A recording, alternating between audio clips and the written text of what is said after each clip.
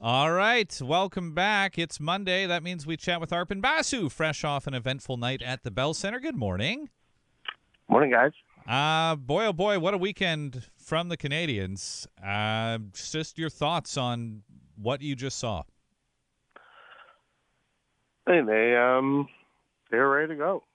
First consecutive wins in these playoffs, and I think the eagerness with which they were looking to face Buffalo, not because they're an easy team, not because they're vastly better than them, but just because there was going to be room on the ice after just a suffocating 7 games against Tampa. You could sense it. And what we've seen the last couple of games is the Canadiens taking full advantage of the space that's out there. I would anticipate Buffalo's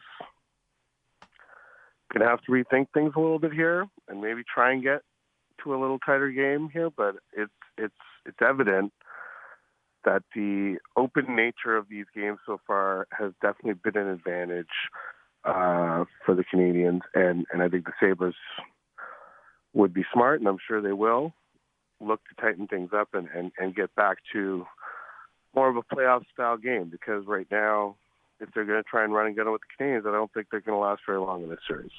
Isn't it a remarkable contrast to that series against the Lightning, though? Just the general feel of these games. I mean, I said earlier, it's not apples and oranges. It's like apples and avocados.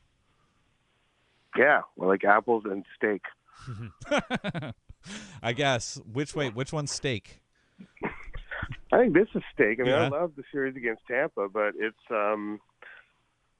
this is kind of this is how we want hockey to be played, and the Tampa series was just like classic playoff hockey. I found it very entertaining, but I mean, for I guess the more casual fan, this is a more entertaining brand of hockey, and the Canadiens are built to play this way. I mean, they can play the other way, the way we are clearly, because they got out of that series. But that was one bounce, one mistake away from getting away from them, and that's how thin the margin was there. They've managed to build themselves a lot of margin for error in these last 2 games, because the power play's clicking, even if they're not scoring. I mean, they scored a lot last night, but I thought the power play was clicking the night before or the game before. And all these rush opportunities, all these odd man situations that they're trading, credit to the Canadiens for converting on them, and credit to the goalie, who's, again, just writing himself quite a story here. Jakob Dobish has been, a heavily talked about subject, and I'm curious now that he's started 10 consecutive games here. He's 6-4 in the playoff tournament. Can you talk to me about how unique of a personality he is before or after games compared to other goaltenders you've had conversations and covered over the course of your time on this Canadiens beat? I mean, yeah, he is for sure. I don't know if he's in the subset of goaltenders how strange he is or weird, but he's definitely his own guy. And what I find somewhat unique and interesting about him is just the extent to which everyone on the team finds him extremely weird. Like that's what's endearing about him, is that, and he embraces it and he owns it. He himself said, "I'm a goofy goalie" last night, and no one on the team would disagree with that. And I was, before the playoffs and just after they started, I was trying to get a beat on his game day routine, and no one would reveal anything about it other than the fact that it's some weird stuff going on. Whatever he's doing is stuff that none of his teammates have ever seen. He works with, sort of a mental coach who works on visualization with him, and he does a lot of things. If you watch him, and this was what was so unusual after Beck Malmstein, completely ran him over last night. And why I thought he was actually pretty hurt is that he went to the bench, and you never see Jakob Dobish go to the bench at any point during a game other than the end of the period. And once he's in his net, he is in his net, and he remains in that bubble and works on his preparation throughout the game. TV timeouts, he will not go to the bench. He works visualizing, works on movements. Looks like he's doing the robot sometimes, like between while there are commercials going on television. So unique cat, but super endearing, and I think he's very much liked by his teammates. But even if they make a lot of fun of him and laugh at him a lot, I think these guys are very appreciative of the guy they have in depth. It's and it's amazing just how much he seems to be growing into this series, isn't it? Like the reactions, and you mentioned that moment with Malenstein. Here's what he said about it afterwards. No, I was focusing on the puck, and then I was on the ground. Then I was trying to stand up as fast as possible so the spotters, don't take me off the game. Drank some water, and I was good to go for the next shift. So yeah. I don't know if I remember ever hearing a guy talk about trying to fool the spotters, but just trying to make sure the spotters don't have anything. Trying to not tempt the spotters. Yeah. It's just the level of honesty is every time is I just find kind of amazing. That's the reason why. Remember, like, this guy was on media lockdown for like a week, right? Like, it's just the level of honesty has gotten him in trouble a lot this year because he can't really lie. And at one point, the organization gave him a timeout, gave him a media timeout. So you can't talk to reporters for a while because you have to put some sort of filter on. There's been multiple occasions where his just honesty has resulted in him putting his foot in his mouth.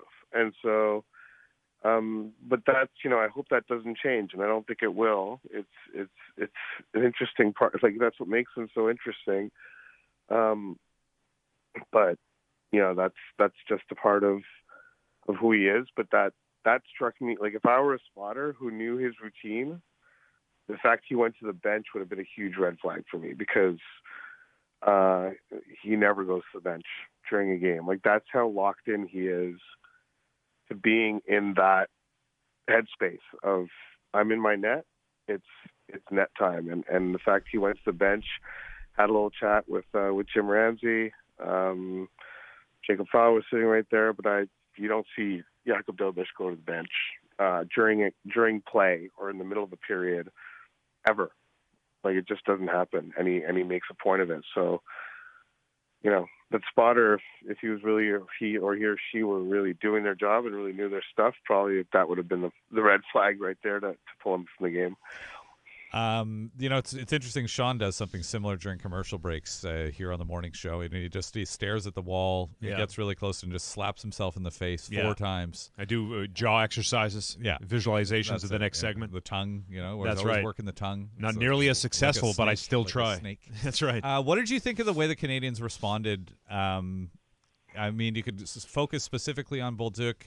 There's the power play goal afterwards. There's the fact that I'm very impressed, Arpon, with the way they seem able to sort of not let their emotions get the best of them and have things spiral. I'm curious for your thoughts on the response after Malenstein did that to Dobish. I think going back to the Tampa series, the Tampa series, the Lightning began that series like intent on pushing the Canadiens around, and with the belief that this young team, the youngest team in the playoffs, they're gonna push them off their game. And it's clear, especially as that game was getting away from them, that Buffalo was trying to get in Dobish's head. They're trying to get in the Canadiens' head. It's just not going to work. And I think the first series made that evident. This series has made that evident because, not only. I'm curious to see if anything comes down for Josh Norris after the little sucker punch last night. But this is not a team that's going to be intimidated, and that was a big question mark, right, heading into the playoffs. But sort of the pack mentality that Martin St. Louis has been trying to preach to this group that they need to have is clearly in place. And the other side of it, I think, Caden Gooley revealed during the Tampa series that prior to it, Martin St. Louis said sometimes, that's not a direct quote, but he told the group, according to Gooley, that sometimes you're more tough, like it takes more toughness to take a punch and not punch back and just take the power play.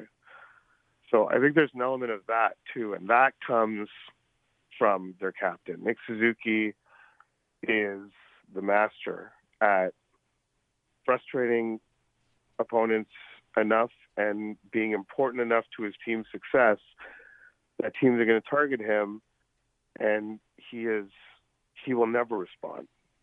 He will never show them that they're getting to him. And I think the team takes some of their lead from that too, is that, yeah, you got to push back sometimes, but sometimes you just got to take the power play and go score. And both methods are as effective in terms of being a deterrent. 2 games, not even 2 games in, 4 periods into that series against Tampa just stopped. Like, it was stark how quickly the post-whistle stuff stopped. And I think last night, if Buffalo's smart, they're going to stop that stuff because it's not affecting the opponent, it's affecting them. It's hampering their ability to win these games. And that's what the Canadiens have shown so far in these playoffs, that if you try and push them around and intimidate them, you're probably going to lose games as a result.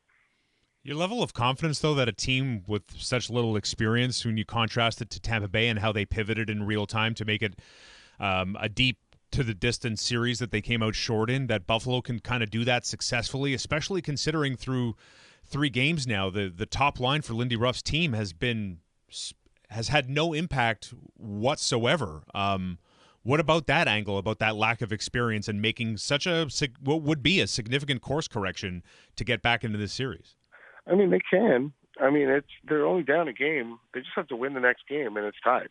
And then it's best of 3, and Buffalo has home ice. It's not, it might look like the Canadiens have a massive amount of momentum, and this is what's beautiful about the playoffs. Yes, they've won, what's the combined score, 11-3 in 2 games, and so you can feel like Montreal's dominating the series, but really they've just won 2 games, and it's 2-1. And Buffalo just has to win the next game, and it's tied. Like, it's not. This is not an aggregate score series. Like, it goes. They keep score by games, and so they're 1 game away from tying this up, and they have been since December the best team in the National Hockey League. Like, it's really not outside the realm of possibility that they're gonna make this into a series in the very next game. Like, they're not out of it by any stretch, and very similar to the Canadiens, like, their top guys have not put their stamp on, let alone not just this series, but these playoffs. And, it's great that Caulfield and Juraj Slafkovsky scored last night on the power play, and that's got to be that they were very happy about that. But neither of them have scored a 5-on-5 goal throughout these playoffs.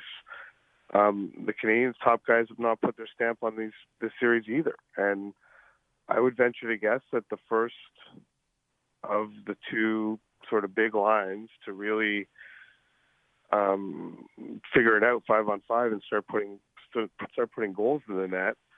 The first one to do that team's probably going to win this series, and it's still in that unknown phase. It's only a 2-1 lead. I don't care how dominant the Canadiens have looked over the last 2 games. It's a 2-1 lead, and I think Buffalo is going to come out on fire in Game 4, because if it goes to 3-1, now we're talking about a real mountain for Buffalo to climb, and their season will be on the line, and the Canadiens will be in the driver's seat.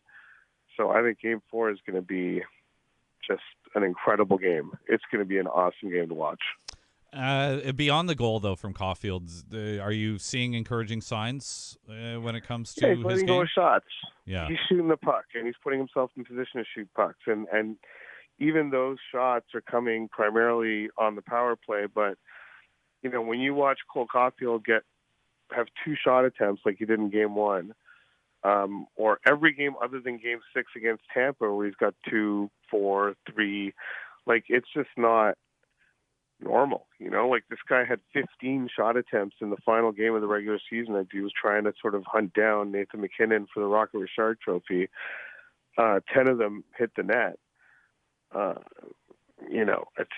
It's not normal to see him uncork 2 shots in a game. And so, to me, like, aside from the goal, 6 shot attempts last night, 6 shot attempts the game before in game 2, and that was really, to me, the biggest sign, the clearest sign that he was starting to come around is that he's letting go of shots, and sort of admitted last night that when he's not getting shots, I mean, he's not getting to the interior, he's not getting to the spots he needs to get to, he's not working hard enough to produce that offense. I think that was, he didn't say that, but I think that was basically what he was saying. And so the work rate has gotten back to the level that we're used to from him, and I think he's trying to, hopefully for him, that goal is just going to allow him to get out of his own head, which is pretty evident that that's what's going on.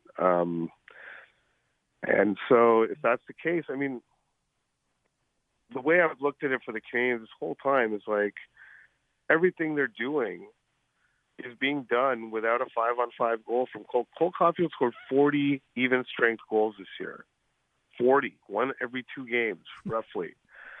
To have none, 10 games into these playoffs, and for the Canadiens to have done what they've done despite that, is a hugely encouraging sign. Because at some point, this dam's going to break, and he's going to start scoring goals with even strength, and the Canadiens will be that much better for it. How important is it on the heels of Lane Hutson, who obviously wasn't a Norris Trophy finalist, but is one of the best defensemen in the National Hockey League? How important do you think it is for him to one day maybe be a Norris Trophy finalist? How important is it that he's performing the way he is on the stage that he's on right now? Well, I mean, it's super important. I mean, he's like a, I think when the voting comes out, like I think he's probably, I would imagine that he's going to finish top 5 in Norris Trophy voting. I would be stunned if he didn't. He is objectively one of the best defensemen in the NHL, and it's not just the points. There's a whole whack of metrics. Like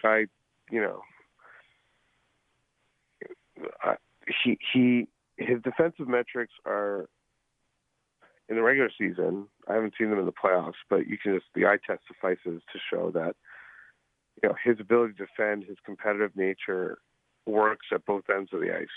It's really, he's in many ways the engine that makes the Canadiens go. His ability to create turnovers, but not just create turnovers, but off those turnovers, take the puck and turn it instantly into offense, or at least have the puck be in the offensive zone and him carry it there. It's a big reason for a lot of those metrics, and a lot of those metrics are the result of just him spending a lot of time in the offensive zone and the Canadiens spending a lot of time in the offensive zone when he's on the ice. And I'm convinced he will win a Norris at some point. I have no doubt in my mind.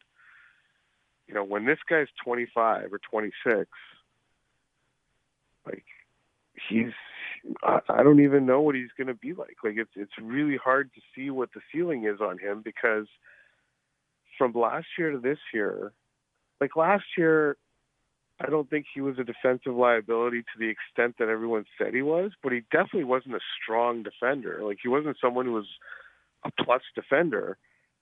Just a year later, in his second NHL season, he's fixed that already.